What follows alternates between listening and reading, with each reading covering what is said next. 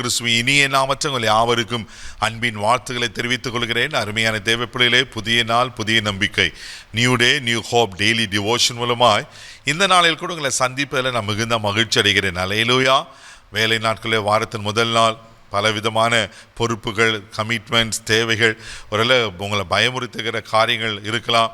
பயப்படாதீங்க, ஆண்டவர் உங்களோடு கூட இருக்கிறார். அவர் எல்லாவற்றையும் பார்த்து கொள்வார். ஆமென். இன்றைக்கு கூட கர்த்தர் நமக்கு கொடுக்கிற வார்த்தை என்ன? உபாகம் புஸ்தகம் 1 21 கூட வாசிக்க கேட்போம். இதோ உன் தேவனாகிய கர்த்தர் அந்த தேசத்தை உனக்கு முன்பாக வைத்திருக்கிறார். உன் பிதாக்களுடைய தேவனாகிய கர்த்தர் உனக்கு சொன்னபடியே நீ போய் அதை சுதந்தரித்துக்கொள், பயப்படாமலும் கலங்காமலும் இரு என்றேன். அல்லேலூயா. நீ போய் அதை சுதந்தரித்துக்கொள், பயப்படாம கலங்காமல் இருங்க. இன்றைக்கு ஆண்டவர் கொடுக்கிற வார்த்தை என்ன? பயப்படாதீங்க, கலங்காதீங்க, நீங்கள் போய் சுதந்தரித்து கொள்ளுங்கள். ஆமென். என்ன தேவையோடு இருக்கீங்க தேவ பிள்ளைகளை? உங்களுக்கு பணம் வேணுமா, சுகம் வேணுமா, ஆரோக்கியம் வேணுமா, பலன் வேணுமா, ப்ரமோஷன் வேணுமா, வேற கற்பத்தின் கனி வேணுமா, வேலை வேணுமா, எதை வேணும்? இன்னைக்கு ஆண்டவர் உங்களை பார்த்து தான் சொல்ல, சுதந்தரித்துக்கொள். எப்படி பிரதர் சுதந்தரிக்கிறது, பெற்றுக்கொள்கிறது? ஆண்டவர் நிச்சயமாக செய்வார், விசுவாசத்தில். ஆமேன். ஆண்டவர்களுக்கு சொன்ன வார்த்தையில் நம்புங்க தேவப்பிள்ளையில், அவர் நிச்சயமாக இதை நிறைவேற்ற உண்மையில் இருக்கிறார். தேவனால் கூடாத காரியம் ஒன்றுமே இல்லை. அவர் சொல்ல ஆகுமா, அவர் கட்டளை நிற்குமா? நீங்கள் சுதந்தரித்துக்கொள் என்று சொன்னால் நீங்கள் சுதந்தரிக்க போகிறீங்க. எவ்வளோ நாள் அந்த வீசா வரணும்னு எதிர்பார்த்து கொண்டிருக்க பிரதர், கண்டிப்பாக அந்த வீசா வரும். ஆமேன். எவ்வளோ நாள் அந்த ப்ரொமோஷனுக்காக காத்திருக்கிற, பர்பஸாகவே எனக்கு அந்த ப்ரொமோஷனை ஸ்டாப் பண்ணி வச்சுருக்காங்க, கலங்கி கொண்டிருக்கீங்களா? ஆமேன். கர்த்தர் உங்களுக்கு ப்ரொமோஷன் கொடுப்பார். அந்த பணம் லஞ்சம் கொடுத்தாதான் எனக்கு இந்த போஸ்டிங் கொடுப்பேன்னு சொல்லியிருக்காங்க. உங்கள் போஸ்டிங்காக காத்திருக்கீங்களா?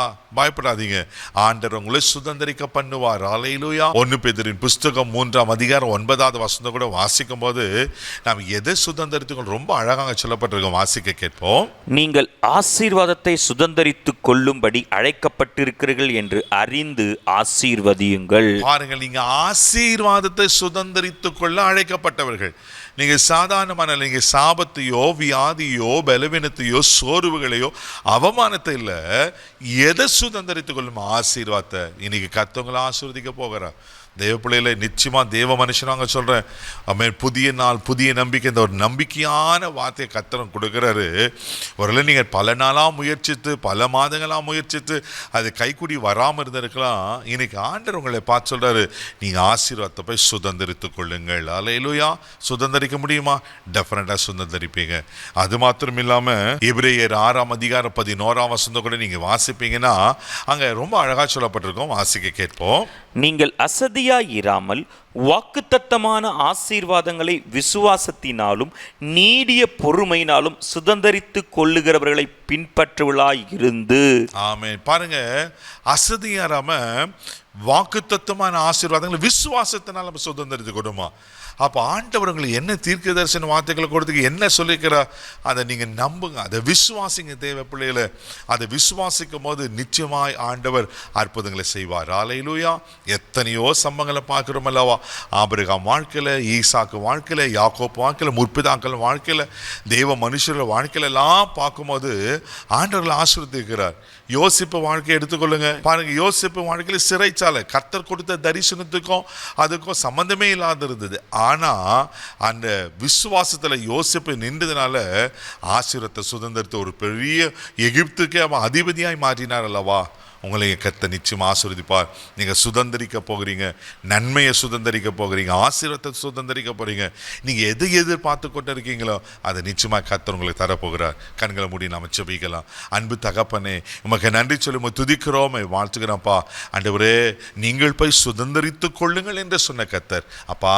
ஆமென். என்ற சுதந்திரிக்க இன்னைக்கு எதெல்லாம் எதிர்பார்த்து கொண்டிருக்காங்களாப்பா, பல மாதங்களா நாட்களா காத்திருந்து கைக்கூடி வரலையேன்னு கலங்கியிருப்பாங்கன்னா இன்றைக்கு இயேசுவின் நாமத்தில் அதை பெற்றுக்கொள்ளட்டும், அதை அனுபவிக்கட்டும். ஆண்டவரே, எந்த நன்மையாக இருந்தாலும்ப்பா உமக்கு ஸ்தோத்திரம்ப்பா. ஆமென். என்றது நீங்கள் கைக்கூடி வர பண்ண முடியாது. ஆசீர்வாதத்தை சுதந்திரித்து கொள்ளுங்கள் என்று நீங்கள் சொன்னீங்களே, ஆசீர்வாதத்தை நன்மையை சுதந்திரித்து கொள்ள உதவி செய்யும். உங்கள் கிருபையில் கரத்தில் தாழ்ச்சி ஒப்பு கொடுக்கிறோம். மகிமை உமக்கு சொல்லுங்க. நாள் முழுதும் கரம் விட்டு நடத்தும். உங்கள் தெய்வீக பாதுகாப்பு போடும். எல்லா தீங்குக்கு விலைக்கு காத்தணும். இயேசுவின் மூலம் ஜெபம் கேளும் பிதாவே. ஆமென், ஆமென். தைரியமா போங்க, நீங்க போய் சுதந்தரிப்பீங்க. God bless you.